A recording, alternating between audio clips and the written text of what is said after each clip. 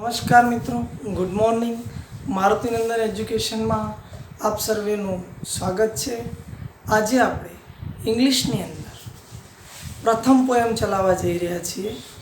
તો દરેક વિદ્યાર્થીએ ધ રિવર નામની જે પોએમ છે એના સ્પેલિંગ્સ સૌપ્રથમ તૈયાર કરવા, ત્યારબાદ એ કવિતા સમજવાનો પ્રયત્ન કરશું. તો આવો આજે આપણે સ્ટાર્ટ કરીએ. The reverse. સૌથી પહેલાં તો આપણે એના ટાઇટલને સમજીશું. નદીની કલ્પના કરી છે અહીંયા.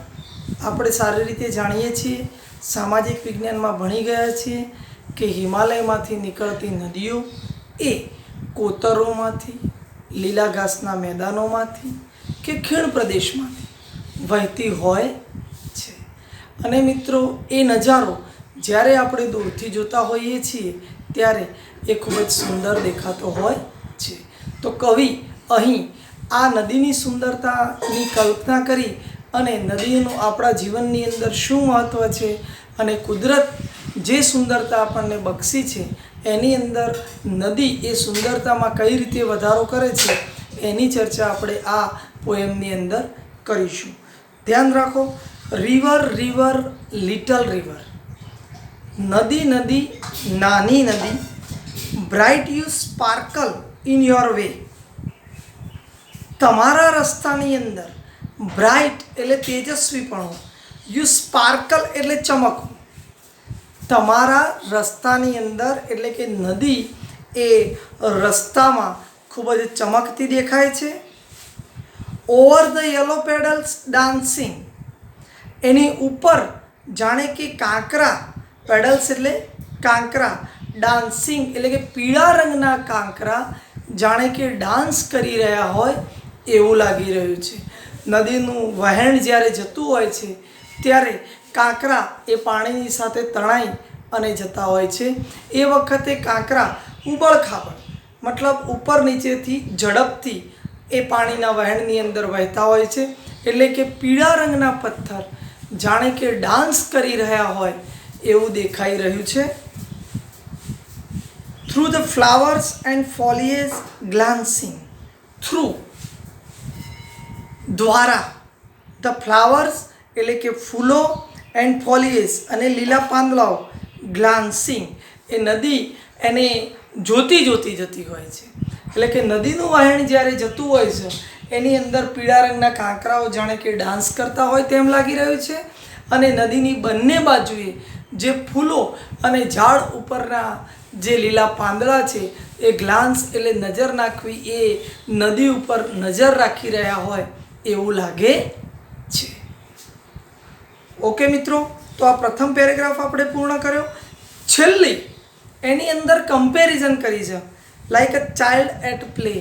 જાણે કે નાનું બાળક રમતું હોય એ રીતે આ નદી વહી રહી છે. તો મિત્રો, અહીંયા નદીની કલ્પના કરેલી છે. ફરીથી એકવાર કહી દઉં.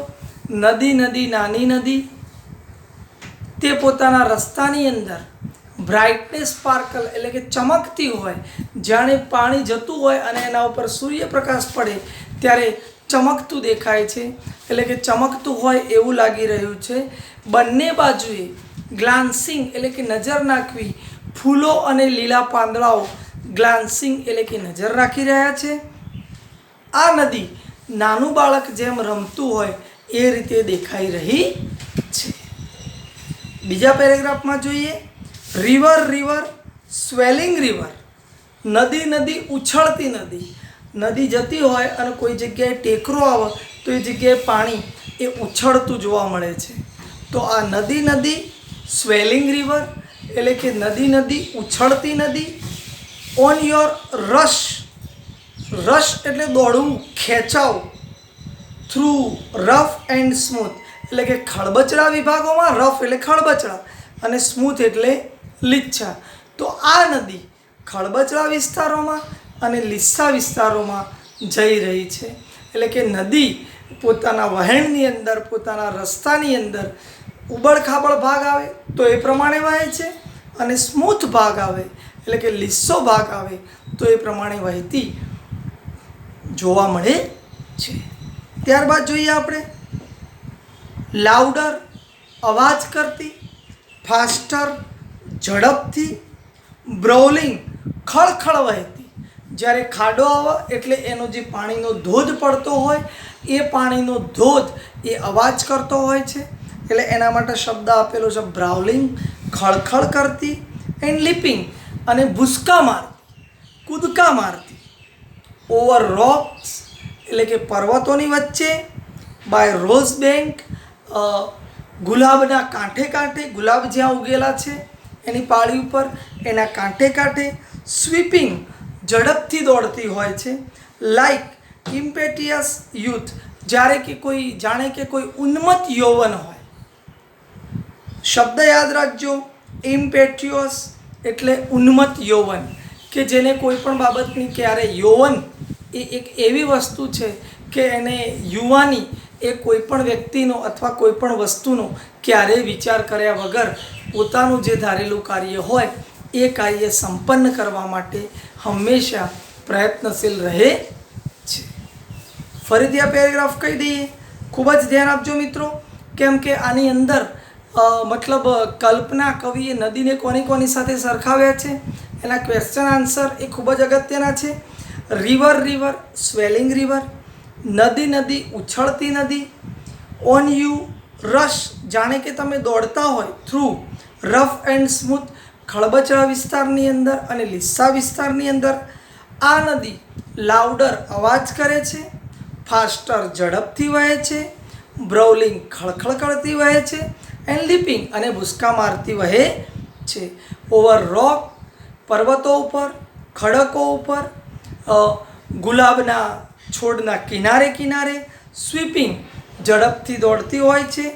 જેવી રીતે લાઈક ઇમ્પેચ્યુઅસ યુથ જ્યારે કે કોઈ ઉન્મત્ત યૌવન એ કોઈ પણ દિશાની અંદર પોતાનું કાર્ય કરવા માટે જઈ રહ્યો હોય એ રીતે. તો આ મિત્રો એનો સેકન્ડ પેરેગ્રાફ હતો. હવે આપણે એનો થર્ડ પેરેગ્રાફ જોઈએ. રિવર રિવર બ્રીમિંગ રિવર, નદી નદી છલકાતી નદી. અત્યારે હાલ આપણે જાણીએ છીએ કે વરસાદ વધુ હોવાથી મોટાભાગની નદીઓમાં પૂરની પરિસ્થિતિ આવી છે. તો પૂરના લીધે શું થશે? નદીનું પાણી બંને બાજુ જળધોધ વધુ હોવાને કારણે છલકાતું જોવા મળે છે. એટલે કે રિવર રિવર બ્રીમિંગ રિવર, નદી નદી છલકાતી નદી. બ્રોડ એન્ડ ડીપ વિશાળ અને ઊંડી. બ્રોડ એટલે વિશાળ અને ડીપ એટલે ઊંડી. વિશાળ અને ઊંડી. And steel as a time સમયની જેમ સ્થિર. Still in as a time સમયની જેમ સ્થિર. એ ઝડપી દોડે એટલે જેમ સમય ઝડપી પસાર થતો હોય બરાબર, તો સમય ઝડપી પસાર થતો નથી. એ એના કાંટાઓ એ એના યોગ્ય સમયે જ એક જગ્યાએથી બીજી જગ્યાએ ખસે છે. આ રીતે નદીનું વહેણ વધુ હોવા છતાં, મતલબ ઝડપથી જતી હોવા છતાં આપણે જ્યારે આંખોથી જોઈએ ત્યારે આપણને એવું લાગે છે કે નદી બિલકુલ સ્થિર છે. એ માટે કવિએ કલ્પના કરી છે કે સ્વિમિંગ સ્ટીલ સ્થિર દેખાવા છતાં, યટ સ્ટીલ ઇન મોશન.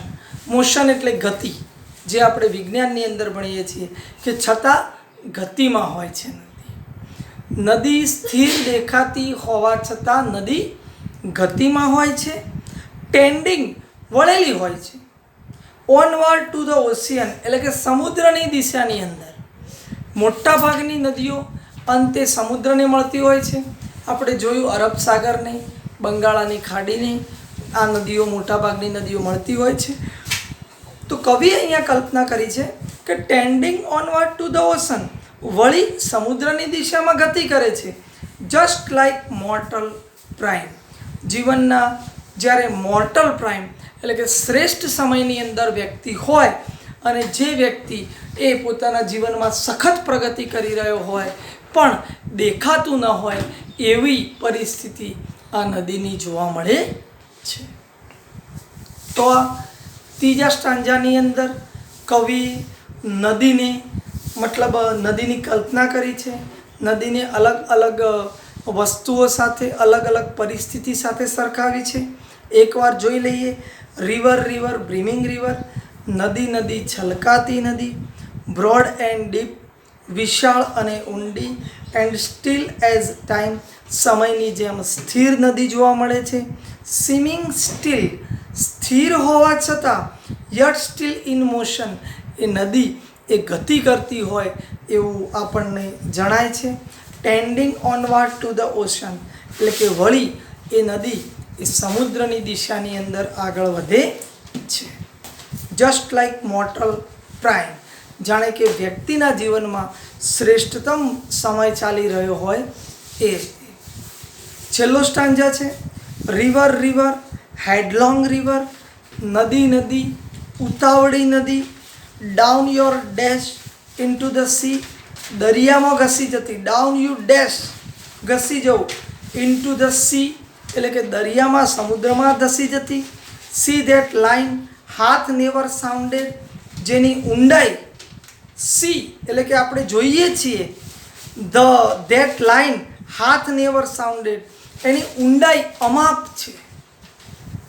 ક્યારેય નદીની ઊંડાઈ માપી શકાતી નથી. કેમ કે મોટા ભાગે અમુક જગ્યાએ નદી એ કેટલી ઊંડી છે એવું ઉપરથી આપણે જાણી શકતા નથી.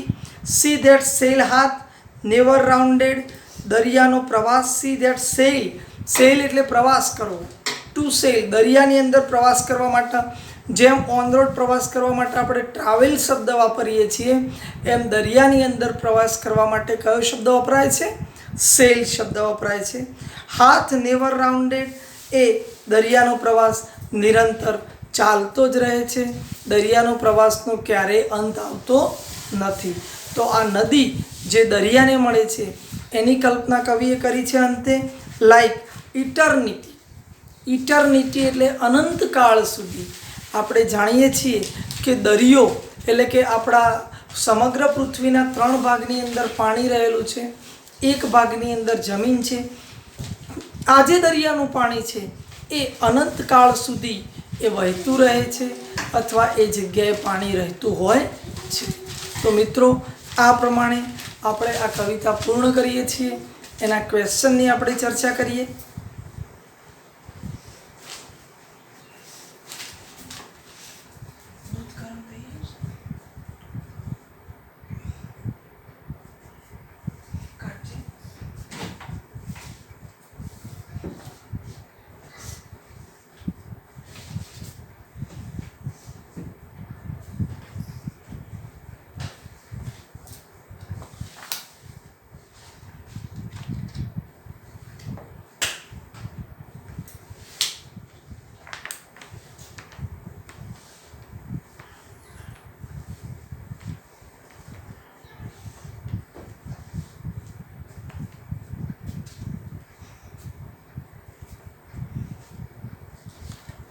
તો મિત્રો અહીંયા આપણો પ્રથમ પેરેગ્રાફ ટીક કરજો. રિવર રિવર લિટલ રિવર, ધ્યાન આપશો. પેરેગ્રાફ નંબર 1 રિવર રિવર થી સ્ટાર્ટ થશે અને એ પૂર્ણ થશે એટ પ્લે, એટલે કે પ્રથમ સ્ટાન્જા છે એ પ્રથમ સ્ટાન્જા એ આપણો પ્રથમ પેરેગ્રાફની અંદર આપેલો છે. દર વખતની જેમ તમે ઉપર લખશો ફકરા નંબર 1. અહીંયા આપણે પંક્તિ નંબર 1 પણ લખી શકીએ છીએ અને એનો પ્રથમ પ્રશ્ન શું છે? What does the river do over the pebbles, એટલે કે નદી કાંકરાઓ સાથે શું કરે છે? નદી કાંકરાઓ પર કઈ રીતે વહે છે? What does the river do over the pebbles, નદી કાંકરાઓ પર કઈ રીતે વહે છે?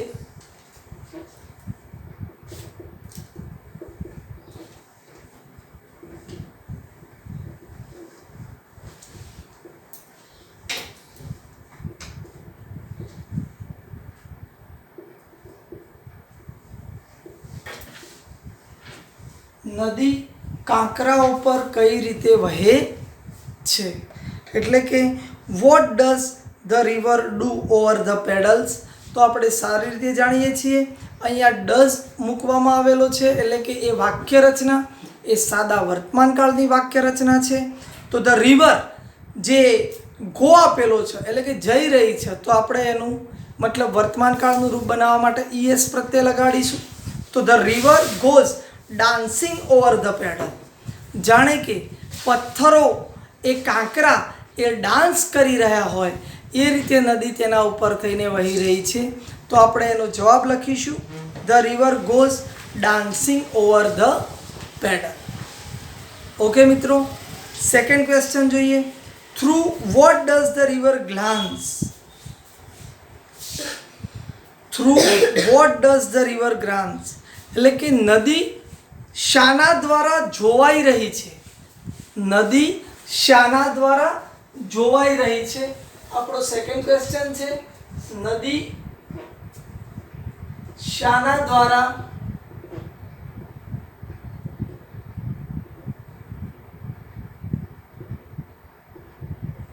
જોવાઈ રહી છે? નદી શાના દ્વારા જોવાઈ રહી છે? તો જોઈએ મિત્રો, ધ રિવર ગ્લાન્સ નદી જોવાઈ રહી છે થ્રુ ધ ફ્લાવર્સ એન્ડ ફોલિએજ એટલે કે ફૂલો અને લીલા પાંદડાઓ દ્વારા આ નદી ગ્લાન્સ એટલે કે જોઈ રહી છે. ત્યારબાદ ત્રીજો પ્રશ્ન છે. To whom the river compared? નદીની તુલના કોની સાથે કરવામાં આવી છે? આ આપણો ત્રીજો પ્રશ્ન છે. નદીની તુલના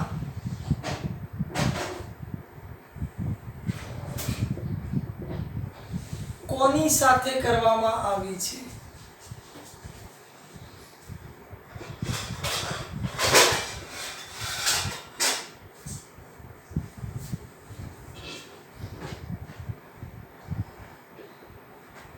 નદીની તુલના કોની સાથે કરવામાં આવી છે? પ્રશ્ન આ પ્રમાણે છે. To whom is the river compared? નદીની તુલના કોની સાથે કરવામાં આવી છે? તો આપણે એના આન્સરની અંદર લખી શકીશું the river is compared to a playful child. એક નાનકડા રમતા બાળકની સાથે આ નદીની તુલના કરવામાં આવી છે. તો એના માટે લખેલું છે the river is compared to a playful child. ત્યારબાદ ચોથો પ્રશ્ન છે. Right the rhyming words in the stanza એટલે કે પંક્તિઓમાં દર્શાવેલા લયબદ્ધ શબ્દો લખો. આ ચાર જે આપણી પંક્તિઓ છે એ પંક્તિઓમાં દર્શાવેલા લયબદ્ધ શબ્દો લખો. તો આપણે પ્રશ્ન લખીશું પંક્તિઓમાં દર્શાવેલા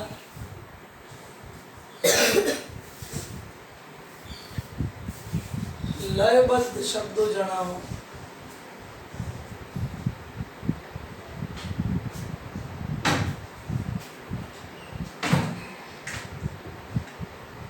પંક્તિઓમાં દર્શાવવામાં આવેલા લયબદ્ધ શબ્દો જણાવો. તો જોઈએ મિત્રો, to whom is the river compared? Right the rhyming words in the stanza. Rhyming words આ શબ્દ ખાસ યાદ રાખજો. કોઈ પણ કવિતા હશે એના પેરેગ્રાફની અંદર એક પ્રશ્ન એ રાઇમિંગ વર્ડ્સનો હશે કે જેનું ઉચ્ચારણ એક જેવું થતું હોય એવા શબ્દો. તો આની અંદર આપેલું છે વે અને પ્લે. એ બે એક જેવા શબ્દો છે, વે અને પ્લે. અને બીજા છે ડાન્સિંગ અને ગ્લાન્સિંગ. ડાન્સિંગ અને ગ્લાન્સિંગ. તો રાઇમિંગ વર્ડ્સ તરીકે આપણે આ રીતે જે શબ્દો લયબદ્ધ આવતા હોય એ શબ્દો એ એની અંદર એટલે કે આપણે એ પ્રશ્નના જવાબમાં લખી શકીએ છીએ. ત્યારબાદ બીજો પેરેગ્રાફ ટીક કરવાનો છે. બીજો પેરેગ્રાફ પણ એ જ પ્રમાણે છે. River river swelling river.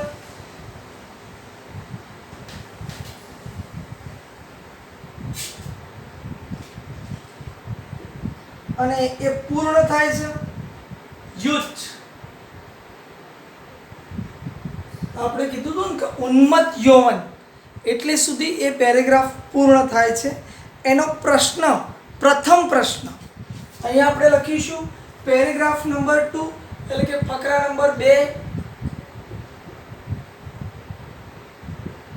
એનો પહેલો પ્રશ્ન છે, what does swelling river mean? ઉછળતી નદીનો અર્થ શું થાય છે? ઉછળતી નદીનો અર્થ શું થાય છે?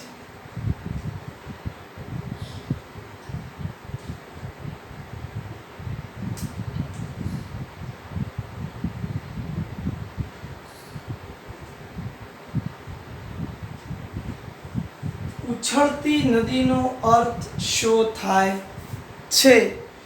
What does swelling river mean? તો જોઈએ મિત્રો, સ્વેલિંગ રિવર મીન અ ગ્રોઈંગ રિવર. ઉછળતી નદી એટલે કે વિકાસ, ગ્રો એટલે વિકાસ કરવો, એટલે કે વિકસિત નદી, એવો એનો અર્થ થાય છે. ત્યારબાદ સેકન્ડ ક્વેશ્ચન છે, how does the river flow over the રોક? એટલે કે નદી રોક, ખડકો પર કઈ રીતે વહે છે? એ પણ વર્તમાન કાળની અંદર આપેલો છે, એટલા માટે how does the river flow over the રોક, એટલે કે ખડકો પર નદી કઈ રીતે વહે છે. તો અહીંયા આપણે સેકન્ડ પ્રશ્ન લખીશું, ખડકો પર નદી કઈ રીતે વહે છે? ખડકો પર નદી કઈ રીતે વહે છે? તો જોઈએ મિત્રો, ધ રિવર ફ્લો લાઉડર, અવાજની સાથે, ફાસ્ટર, ઝડપથી, બ્રોલિંગ, ખડખડ કરતી, એન્ડ લીપિંગ, અને ભૂસકા મારતી, ઓવર ધ રોક, ખડકો પરથી વહે છે. ફરીથી એકવાર કહી દઉં, the river flows louder, faster, brawling and leaping over the rocks. નદી ખડકો પરથી એ ઝડપથી, અવાજ કરતી, ખળખળ કરતી અને ભૂસકા મારતી વહે છે. ત્યારબાદ ત્રીજો ક્વેશ્ચન છે, how does the river flow by the rose bank? એટલે કે ગુલાબના કિનારેથી નદી કઈ રીતે વહે છે? ગુલાબના કિનારેથી નદી કઈ રીતે વહે છે?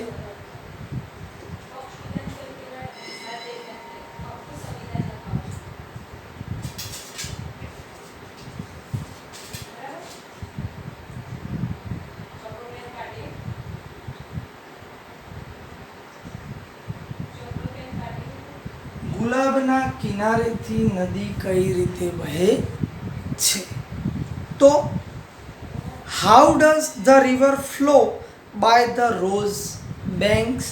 ધ રિવર ઇઝ સ્વીપિંગ, ઝડપથી દોડતી વહે છે, બાય ધ રોઝ બેંક્સ, એટલે કે ગુલાબના કિનારેથી નદી એ ઝડપથી વહે છે. ત્યારબાદ ચોથો પ્રશ્ન છે, to whom is the river compared?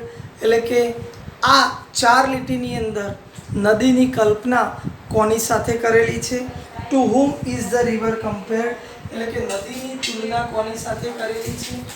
ચોથો પ્રશ્ન,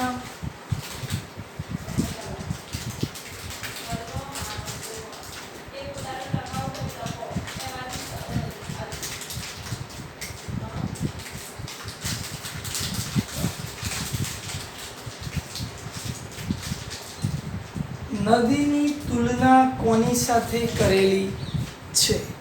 તો the river is compared to a careless youth, અથવા આપણી અંદર આપેલો શબ્દ છે કે ઇમ્પેટ્યુઅસ યુથ, એટલે કે ઉન્મત્ત, જેને કોઈ પણ બાબતની ફિકર નથી.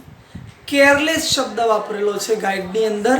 કેરલેસની જગ્યાએ આપણે એ ઇમ્પેટ્યુઅસ યુથ એ શબ્દ વાપરી શકીએ છીએ, એટલે કે ઉન્મત્ત યૌવનની જેમ વહે છે. ત્યારબાદ એનો લાસ્ટ ક્વેશ્ચન છે, write a rhyming words in the stanza. પાંચમો પ્રશ્ન લખી દેજો કે ફકરામાં દર્શાવેલા લયબદ્ધ શબ્દો જણાવો, અથવા પંક્તિમાં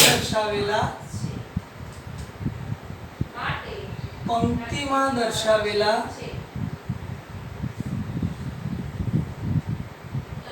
લયબદ્ધ શબ્દો જણાવો.